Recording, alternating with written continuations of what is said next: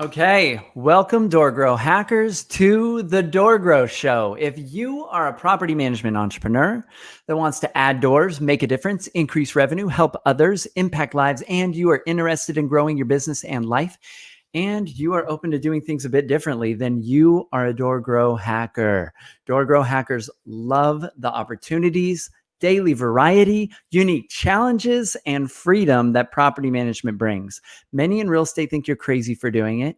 You think they're crazy for not, because you realize that property management is the ultimate high trust gateway to real estate deals, relationships, and residual income.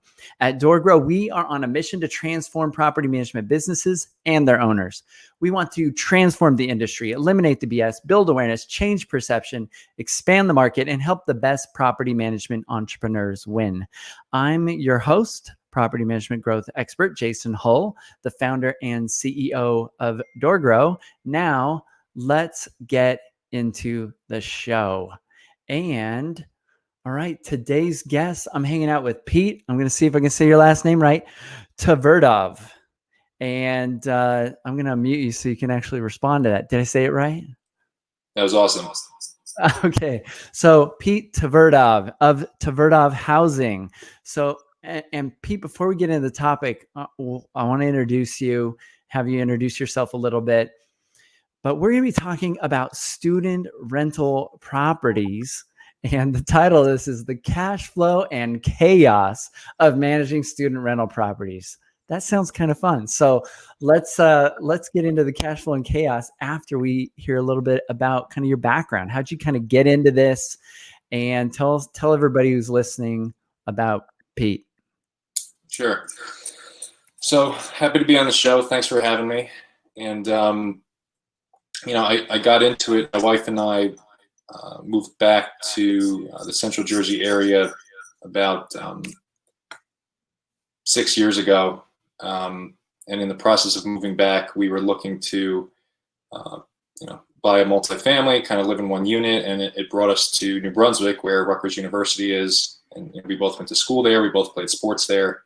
And, became a landlord and really enjoyed the process of becoming a landlord. And as I wanted to try to accumulate more rentals, I had the idea to begin managing for other people, as it's something I really enjoyed doing. I enjoyed, just getting your hands dirty and kind of dealing with people. So I started to do that on the side a little bit in that neighborhood, very slowly, very, discreetly.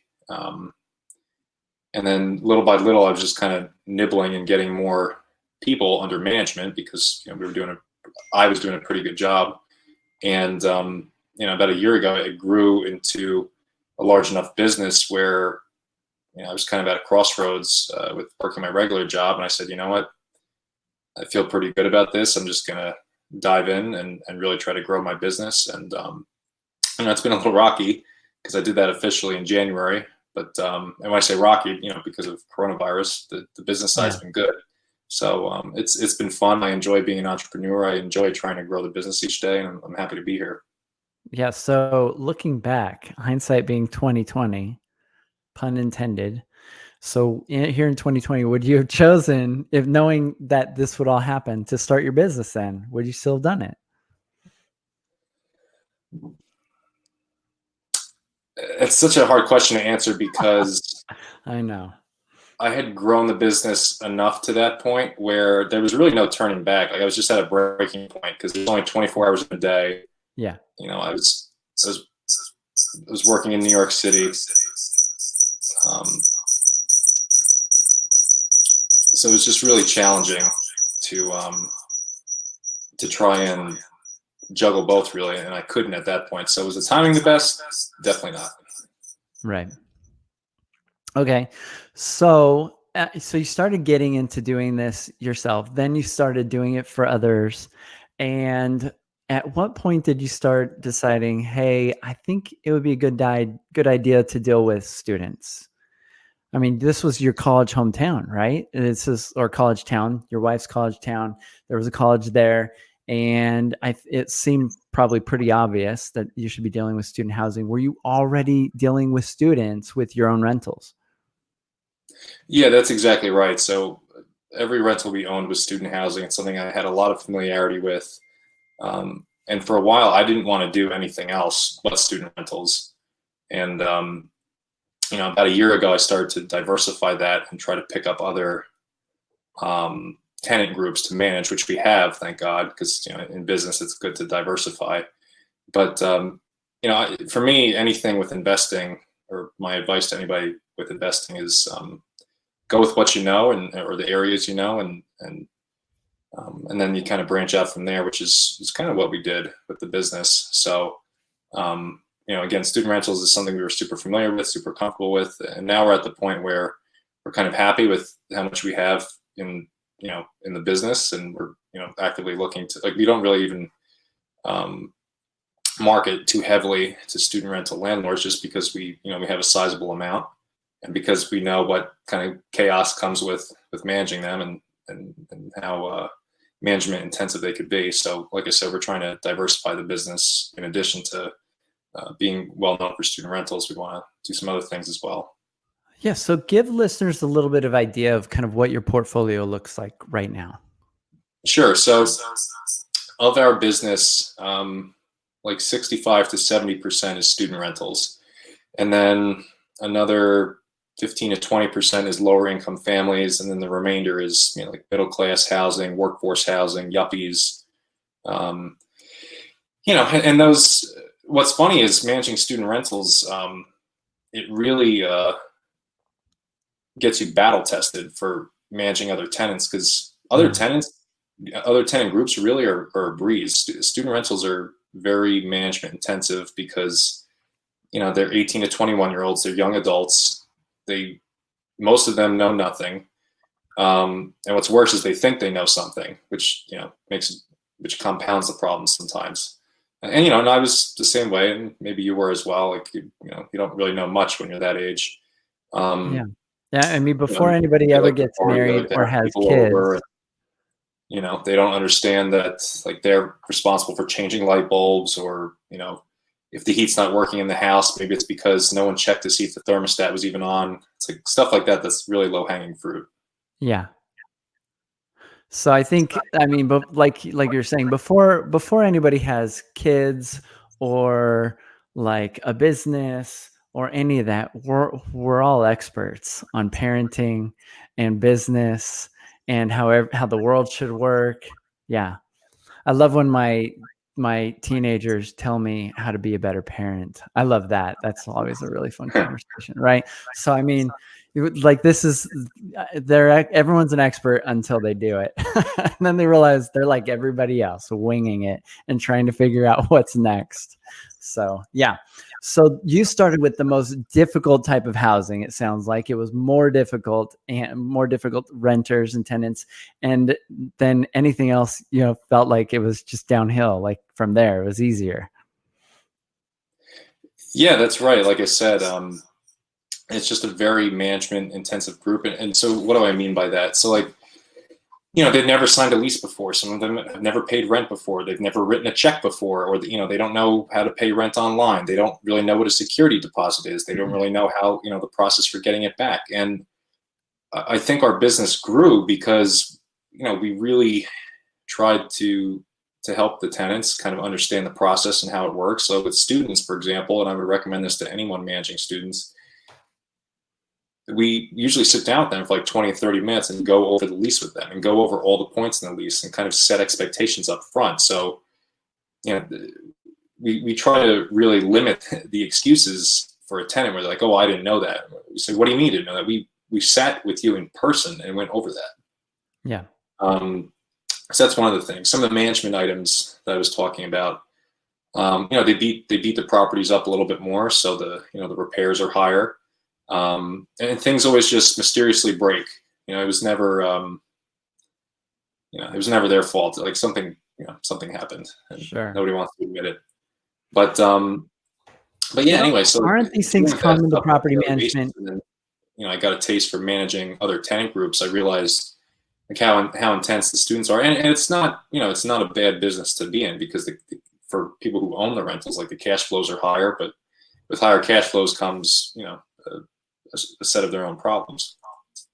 Now, aren't these things just common in property management in general? Like the advantage of you having a business like this is that you're almost educating these people through the process. And really, that would work well for any new client because you don't know how, even if they've rented multiple places before, you have your way of doing things. They still may not want to follow things or have misinterpret things, or they may claim they read the lease and understand it. All of these things sound like a really good baseline for how to onboard all of your renters. Yeah, I mean, what I realized early on with the way I conduct business is we're not for everybody, and that's because we believe in holding people accountable and kind of. One of the gentlemen who helps me out, he kind of hits the nail on the head. We're fair but firm.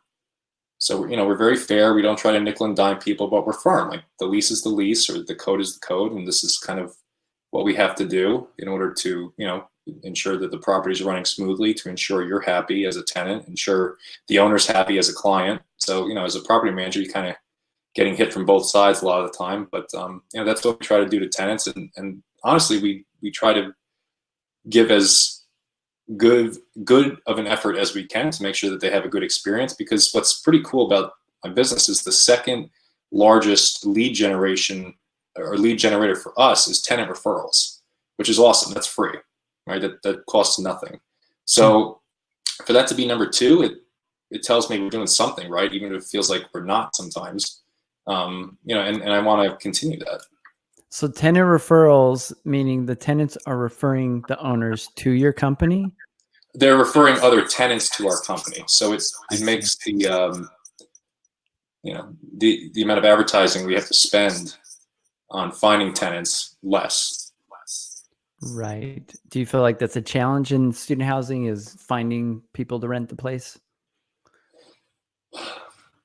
I would say it depends on the demographic. What's unique about Rutgers is it's split between two towns in New Jersey, New Brunswick, which has a population of 55,000, and Piscataway, which I couldn't tell you, maybe it's like 30 to 50,000. It's not a small town either, but very old homes, especially in New Brunswick. And what a lot of landlords in that area are realizing is people don't want to live in a dump anymore. Like they're willing to pay a little bit more. The house needs to be nicer.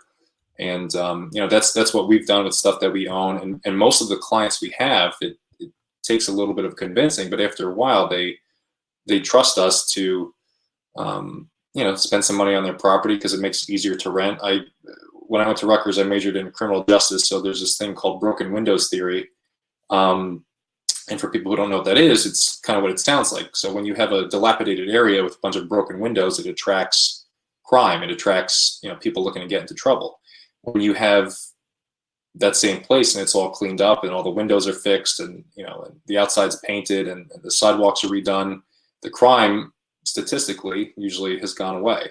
So we take that same theory with housing. So if you have a dump, you're likely going to attract tenants who don't care about the place and they're just going to beat it up even more. If you have a nice place, you usually attract nice tenants. And even with the students being as management intensive as they are, we've found that to be true. So what's interesting is within the property management business, and I did this right in the middle of the pandemic. I said, screw it, I'm going to start another business. So we created what's called Tverdov Renovation Consultants. So we basically do project management for our clients. So we tell them, listen, we could help you rehab bathrooms, kitchens, additions, roof siding, blah, blah, blah, blah. And we have a whole portfolio of that, of the work we've done on Instagram. And so, that's been good for the owners because it makes their property easier to rent. They get more rent. It makes their property worth more. We're happy because we've found a better tenant. The town's happy because we've improved the property, and it's really win-win-win across the board. So it's just a matter of convincing other owners who are kind of stuck in having lipstick on a pig, or they don't want to spend a lot of money in properties. And now we're at the point where I don't really want clients like that. I want clients who want to have a well-run property. Got it. Yeah. So do you feel like tenants, are an acquired taste in property management? Do you feel like other property managers tend to, my perception is other property managers avoid dealing with student housing unless they're like, avoid dealing with those type of tenants. They feel like they're more difficult to manage unless they feel like in their market they need to. Do you feel like you would maybe in general convince these property managers in some way that, hey, there is a benefit or an upside to focusing on tenant or that are student housing? I think if you know it and you know the area, you could do very well. And we have done very well. If you don't know it, it's pretty obvious the people who don't know it, and you get beat up. You just because you don't know what you're doing. And Right. the challenging part is every school is different across the country. Like when tenants begin to look, when the leases run, there's a plethora of questions to answer. So like if I was going to invest in another state, it's a whole different set of rules if you're going to try to be a student rental landlord in that state. So, for me, like the riches are in the niches, and again, that's what I knew, and I grew it. And now we're looking at expanding into more residential options. Still single family, 2 to 4 family, small apartment buildings. That's our bread and butter. That's all we want to do. We don't do commercial. We don't do HOAs or anything like that. And that's what we focus on, and then that's what I'm trying to grow. Now, the financial upside that I've heard from some people that get into this is some have convinced owners to take a property and to rent it out by the room instead of to rent out the entire property, say to a family. They're renting it out by the room in these sort of situations, and they're able to get a lot more rent at the property by doing such. And so it seems to be that there would be a potential financial upside, especially if your fee structure is based on, percentages or each renter, and rather than being just connected to, a flat fee, for example, per unit. Yeah. So maybe it's a little off topic. I really we charge a percentage base, and we'll always do that. I really don't know how property managers make money doing a flat fee. I think it's tough. So we'll always be a percentage-based company. Renting by the room you're correct. That is a way to make more money. Again, I keep saying this phrase, but management intensive. Renting by the room is even tougher. And we've done it for students where we put groups together. We put a bunch together last year where, we had a kid from Singapore, a kid from India, a kid from New Jersey, a kid from Pennsylvania. And they don't know each other. And so when you're renting by the room, it's even worse because now you almost have 4 tenants, not 1 tenant. Right. Or 6 tenants, or however many people you're putting in a house. And that kind of creates its own set of problems. Now you can't, and again, this is based on jurisdiction. You cannot do individual leases because that would be considered a boarding house. And unless it's a licensed boarding house, you really shouldn't be doing that. And we don't do that. So when we've had to rent by the room, we've put them all on one lease. We say, listen, you're all legally, responsible for damage in the common areas and so on and so forth. So it's challenging. What's funny though is I actually want to try to add a boarding house to manage because we get a lot of people just looking for a room, just looking for a place to live, not just an apartment or a studio, but we get a lot of inquiries like, hey, do you have a room? So this boarding house law this boarding house law, is this something that is common in just your state, or because I haven't heard of this, but it makes sense. Is this in other states as well? I'm just speaking about New Jersey. Okay. Interesting.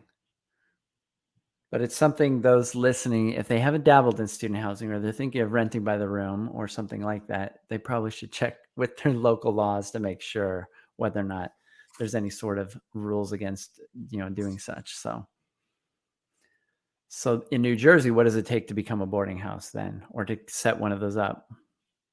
And it's on an individual property basis, or is it like a licensing sort of deal as a property manager? So you need to have they call it a rooming house or a boarding house, but you need to have a license displayed in the property.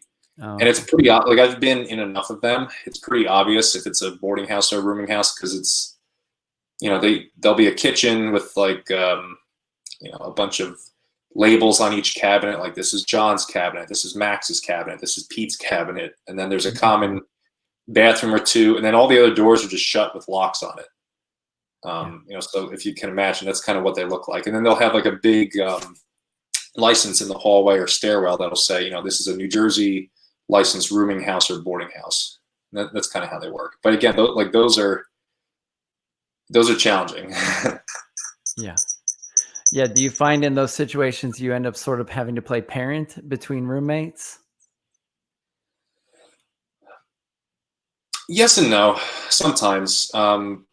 We had to do it last year with a group of girls we put together. It was a little aggravating, and a lot of like girl drama. And I stepped in and I spoke with them and tried to kind of, give them some words of wisdom. But most of the time, so what we do with student rentals, I don't care how many kids are living in the house, it's one tenant. And I explain it to them, like, you're all jointly responsible for rent and all the lease obligations. So it doesn't matter how many people are in the house. You guys, at the end of the day, you guys are all responsible. And the other thing is, we manage nearly 400 students. And, some of these are very nice people, but we can't talk to 400 people. It's not possible. So what we do is we kind of make like a house manager or captain or whatever, house mom, dad, whatever you want to call it. And that's the person we speak with, regarding any tenant issues. We usually recommend somebody else in the house be responsible for submitting rent. So rent is submitted in one payment. Right. Someone else is responsible for utilities. And what it teaches these guys is responsibility and how to be accountable and how to hold their roommates accountable. And in theory, what's kind of cool is we are actually teaching them how to be landlords. Right. So because like they have to make sure the rent is collected. If something's broken, they have to find out, okay, like, who did this? Now I have to tell Pete, or if a repair needs to be made, we kind of coordinate with them to schedule it. So, and that's why I said earlier, we're not for everybody, because somebody who needs their hand held or mommy and daddy to wipe their mouth, like, we're not for you, and that's okay. But we usually, so like our system usually kind of wind up attracting tenants who are a bit more mature, a bit more independent, or, and if they're not, they get there by the time that they're done with us. Right. I like it. You're part of their educational process. Yeah, we kind of are.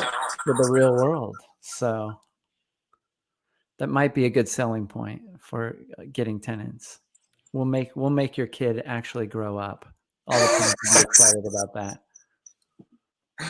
Oh man.